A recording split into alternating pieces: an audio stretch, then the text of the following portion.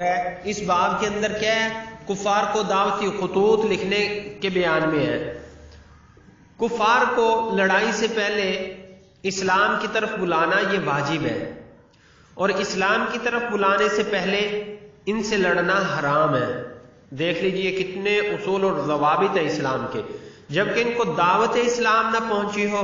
اگر دعوت پہنچی ہو تو ان کو اسلام کی طرف دعوت دینا مستحب ہے، اور بادشاہوں اور امراء کو خط لکھ کر دعوت دی جاتی ہے، جیسا کہ جناب نبی کریم صلی اللہ علیہ وسلم نے حدیبیہ سے لوٹنے کے بعد قیصر روم، نجاشی اور کسریٰ اور دیگر بادشاہوں کی طرف خطوط تحریر فرمائے۔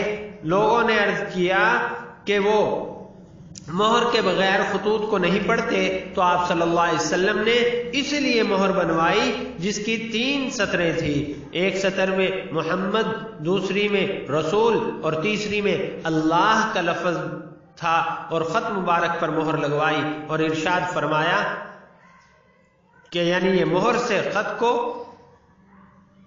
یعنی آپ صلی اللہ علیہ وسلم نے یہ بھی فرمایا کہ اس مہر کی وجہ سے خط کی قدر و قیمت جو ہے وہ بڑھ گئی ہے۔ قیصر کے نام جو خط لکھا اس فصل اول میں اسی کا ذکر ہے، جس کو روایت کیا ابن عباس رضی اللہ تعالیٰ عنہ نے۔ حضرت ابن عباس سے روایت ہے کہ آپ نے قیصر کی طرف خط لکھا اور اس میں اسے اسلام کی دعوت دی۔ یہ خط آپ صلی اللہ علیہ وسلم نے حضرت داہیہ کلبی کے ذریعے روانہ فرمایا، اور ان کو حکم دیا وہ یہ خط بصرہ کے حاکم کے حوالے کریں تاکہ وہ خط جو ہے قیصر کو پہنچائے۔ خط کا کیا مضمون تھا؟ پڑھیے بسم اللہ الرحمن الرحیم۔